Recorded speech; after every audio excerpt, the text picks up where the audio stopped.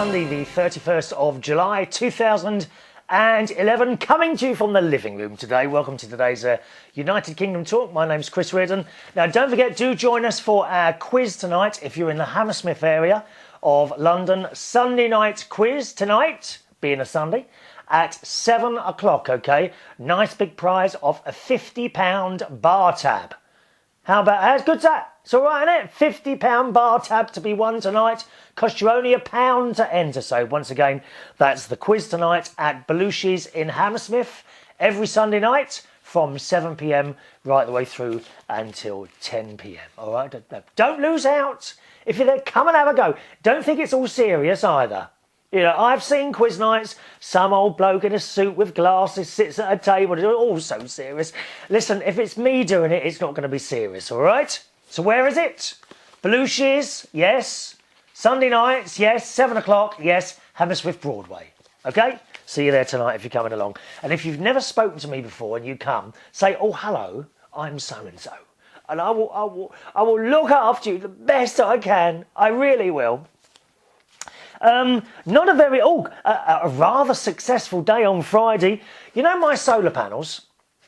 Regular viewers will know that for years I've been trying to get money out of the government because I can claim so much for the electricity I produce, whether or not I use it.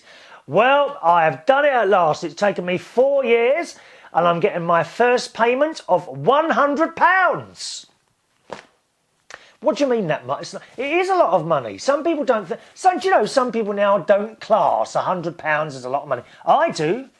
I class it. It'll pay for the new roof on my lean-to next door, but that's another story altogether. Oh, let me tell you, Saturday. So Saturday I decide, because I'm not very good with measurements and numbers.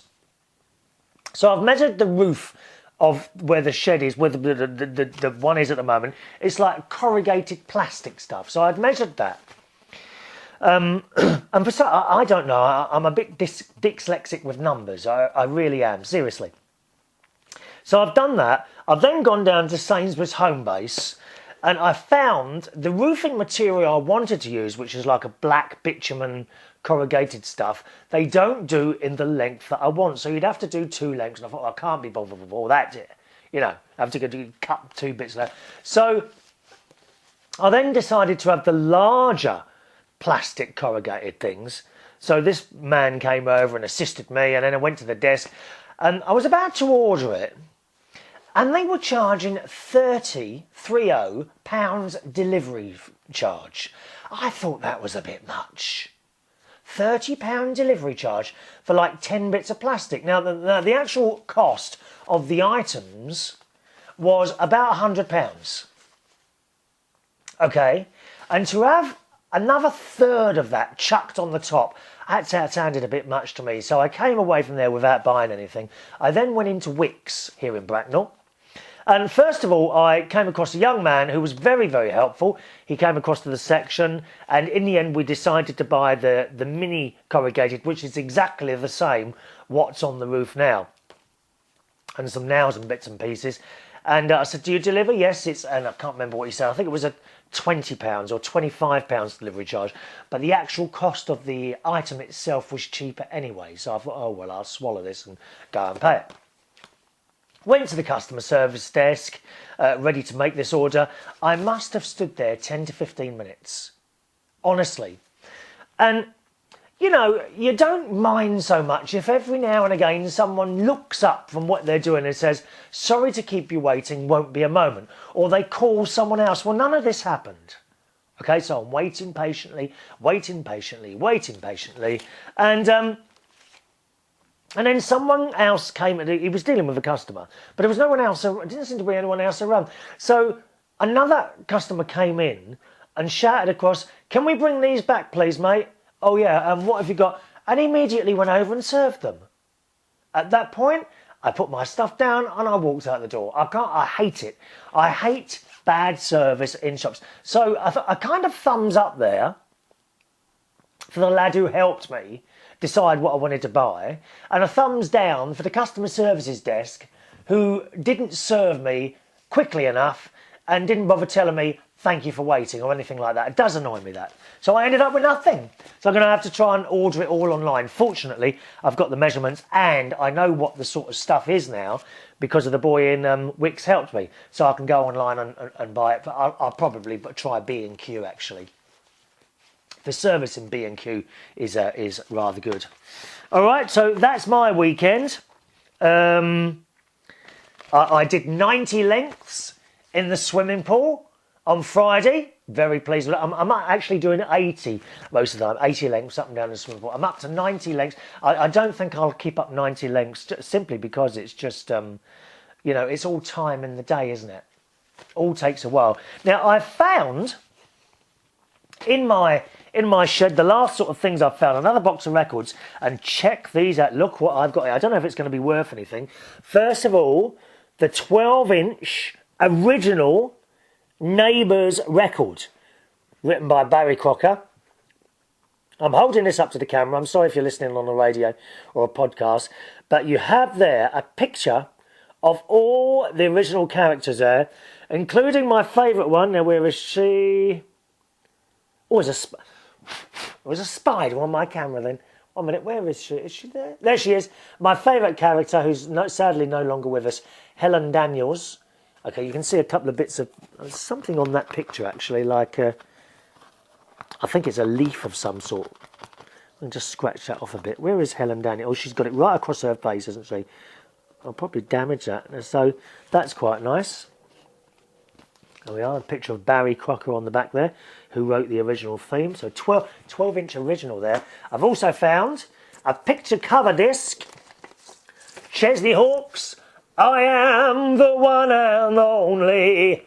Did he have any other hits? I don't think so, lovey. I don't think so. And also, now, I don't know if this is going to be worth anything. This is a 45-inch single made by Philips to celebrate the landing of the man on the moon. I don't know if you've ever seen one of these before. It says the story and sound of the Apollo 11th landing, July the 20th, 1969. And on the back there, it's got the 3 astronauts. I'm sorry, I'm a bit ignorant to know what their names are. But it's like a fold-out sleeve. In there is writing all about it. And it seems that this pressing is a historic souvenir exclusively for News of the World readers. Can you see that? So I don't know if that's worth anything. The record itself, little black Philips record, is of very good condition actually. I mean, it's not like most of my records, unfortunately, have been played to death because, of course, you know, when I was playing records before we moved on to CDs and then computers, I mean, they really did get played to death. But this one may have been played once or twice, and I wonder if that's worth anything. I really do. Man on the Moon, 45 RPM, little single record there. Interesting. I don't know who I'd find out about that. All right, then let's do a couple of emails before we disappear today. Hello to Neptune, who made a comment on one of the shows we did in the garden, where you saw my Dalek sitting behind me in the garden. Your Dalek looked cool setting out in the garden. Is it the same one from the studio that I asked you a few years back? Yes, it certainly is. It's that same Dalek sitting out there now in the garden, my friend. Yes, protecting everything. Jesse BT wrote, on the subject of things that you found in your shed or attic. In my attic, I found $1 million in an old shoebox along with a good bottle of brandy. Jesse BT, my guess is that you wouldn't be interested in the money, just the bottle of brandy. Is that right? Did you knock it back quickly?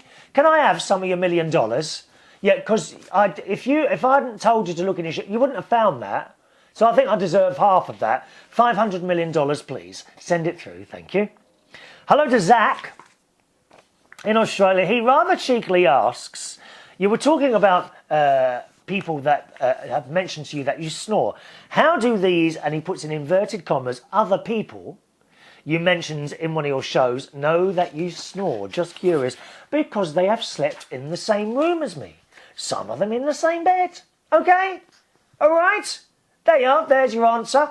The most recent one, I want to point this out, was Ronnie, who mentioned that I snored a lot. He was not actually in the same bed with me. We were in a hotel room, separate beds, and he stuck his leg out of the bed and gave my bed a good kick, which woke me up. Is that woken? Is that a word? It woke me up, and I stopped snoring, so he was happy. Miserable git he is. How are we doing? Oh, that's it from the show today.